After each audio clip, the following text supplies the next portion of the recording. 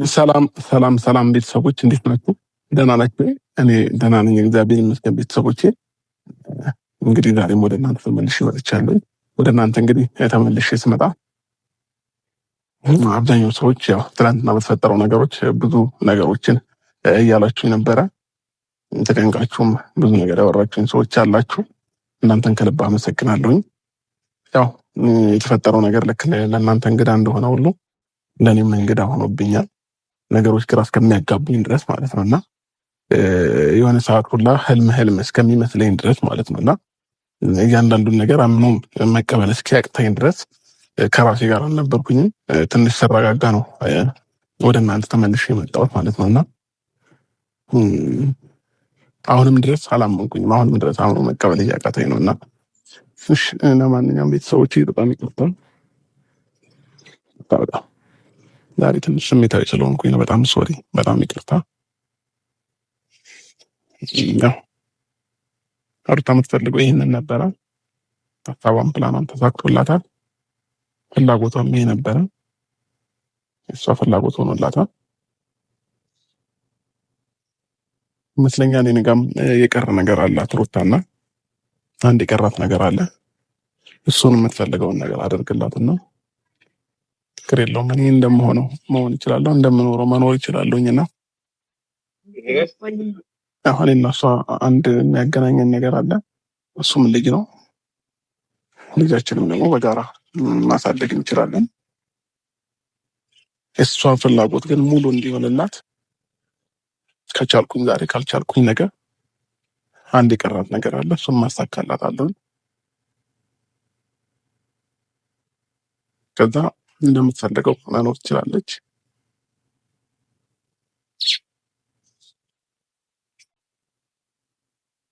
ሲወድ ይቀጥላል። እንግዲህ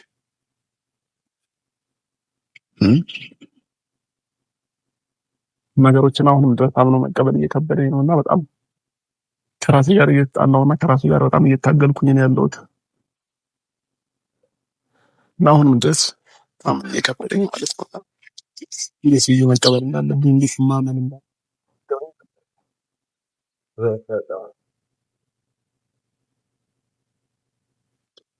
በዚህ ልክ እኔ የሰውን ነፍስ አይደለም ያጠፋሁት። በዚህ ልክ አላቅም ብቻ ለምን እንደሆነና ስሜቴን አውጥቶ መናገር እየከበደኝ ነውና ምን እንደምንም አላቅም። እኔ አብጄ ይሁን ምን ግራ እየገባኝ ነው። በቃ ምንም ከራሴ ጋር እየሆንኩኝ አይደለም ከትላንትና በኋላ ማለት ነው። እንደዚህ ባዶ ሆናለሁ፣ ብቻዬን ሆናለሁ ብዬ አንድም ቀን አስቤ አላቅም። አሁን ግን ብቸኝነት ተሰማኝ። ብቸኝነት ይሄንን ነገር እንዴት ልመነው? እንዴት ልቀበለው? ዙሪያ ላይ አንድ ሰው ነው ያጣሁት ማለት ነው። ስልኬ ላይ የሚደውልልኝ እስከሚናፍቀኝ ድረስ ማለት ነው። እና አንዳንዴ የሆነ ነገር ሲጨለምባችሁ ሁሉም ነገር አብሮ ተያይዞ ነው እንትን የሚለውና እንዴት አምኜ ይህንን ነገር መቀበል እችላለሁ? እናንተ ራሱ ስታስቡት ማለት ነውና ግን ምናልባት ይህንን ቪዲዮ ልታዩ ትችላለች ሩታ። ዛሬም አንድ ነገር ነው መናገር የምፈልገው።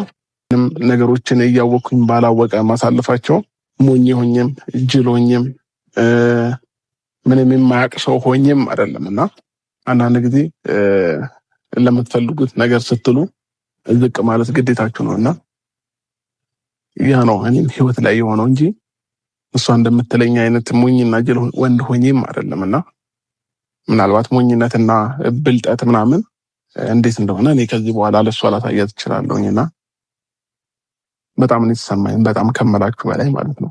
በጣም እኔ ብቻ አይደለም ደግሞ የሚከፋኝ ሙሉ ፋሚሊው ሁሉም ነው ያዘነውና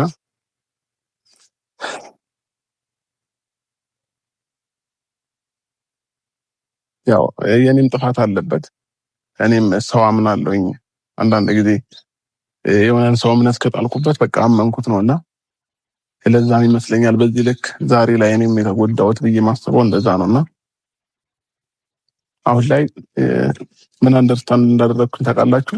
ማንን ማመን እንዳለብኝ ሁላ ግራን የገባኝ እግዚአብሔርን ነው የምላችሁ። ማንን ልመን እና እኔ ማመን እንዳለብኝ ግራ እስኪገባኝ ድረስ ነው እንደዛ የሆንኩት ማለት ነው። እና ብቻ ለማንኛውም ፋሚሊዎቼ ትናንትና እግዚአብሔርን በጣም ተሰምቶኝ እያለቀስኩኝም ጭምር ነው ያደርኩትና ወንድነታችሁን አንዳንድ ሰዎች ይፈታተኑታልና ግን ደግሞ አንድ ነገር አምናለሁ። ይህም ቀን አልፎ ሞር የተሻለ ለቀን መጥቶ ደግሞ ሁሉም ነገር የሚያበቃበት ጊዜ እንደሚመጣም እርግጠኛ ነኝና የሰው ልጅ ወዱ የማይሆን ነገር ውስጥ አይገባምና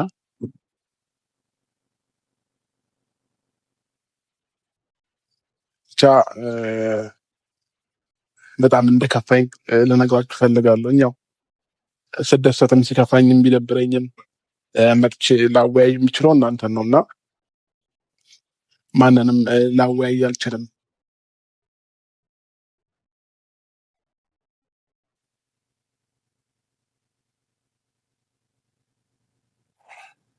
ይቅርታ ስለተሰማኝ ነው፣ ከልቤ ስለተሰማኝ ማለት ነው። እንደዚህ ሆኜ አላውቅም። አንዳንድ ጊዜ ውስጣችሁ ላይ ያለውን ስሜት ልትገልጹት የምትችሉት በእንባ ነው። ሌላ በምንም ልትገልጹት አትችሉምና ማታ ቤት ገብቼ በቃ ራሴን እያሳመንኩት ነገሮችን በእንባ ነው እያሳለፍኳቸው የነበረው ማለት ነውና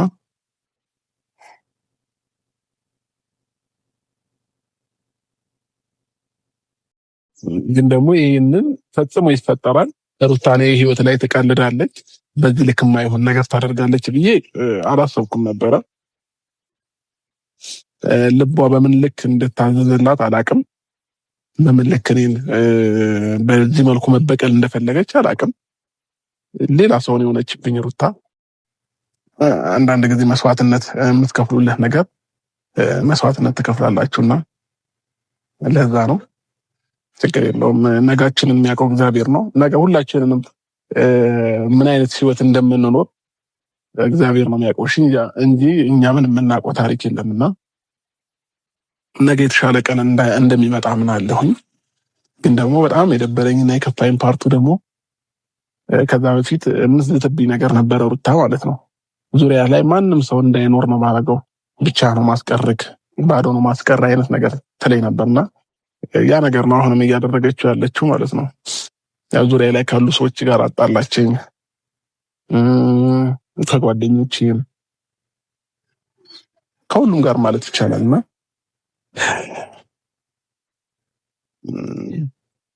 ሄርሜላም ያው በተፈጠረው ነገሮች በጣም አዝና ከኔ ጋርም ለማውራት ፈቃደኛ አይደለችም። ከኔም ጋር ተጣልታለች ሄርሜላም። ለምን ከዛ በፊት እሷ ብዙ ነገር እያለች ነበረ። እሷን አላምን አልቀበል ብያት ነው እንጂ አብርሽ ልትጎዳህ ነው የምሯን አይደለም ምናምን። ለኔ ያልታየኝ ለነሱ የታያቸው ነገር ነበረ በጊዜው። ያ ነገር ደግሞ ያው እንደ ጥፋት አድርገው ቆጥረውታል እነሱም እና ሄርሜላም ስልክ አታነሳም። በቃ ዙሪያ ላይ አሁን ላይ ብቻዬን ነኝ ያለው፣ ብቸኛ ሆኛለሁ። ስለ ሁሉም ነገር አመሰግናለሁ። ስለ እናንተ አመሰግናለሁ። እግዚአብሔር ያክብርልኝ። ጥሩ ስሜት ላይ ስሆን ተመልሼ ወደ እናንተ እመጣለሁ። አሁን ግን ይመስለኛል ትንሽ መረጋጋት ሳይኖርብኝ አይቀርምና ትንሽ ማረጋጋት ይኖርብኛል። ቤተሰቦች አይተዋረድሽኝ ዘመድ አሳጣሽኝ አላሳዝንሽም ወይ ማረፊያ እንደሌለው ተንሳፋፊ ያረግሽኝ አላሳዝንሽም ወይ ግፍ እንደዋልሽብኝ ግፍ ይጠብቅሻል አላሳዝንሽም ወይ እንደኔ ተላል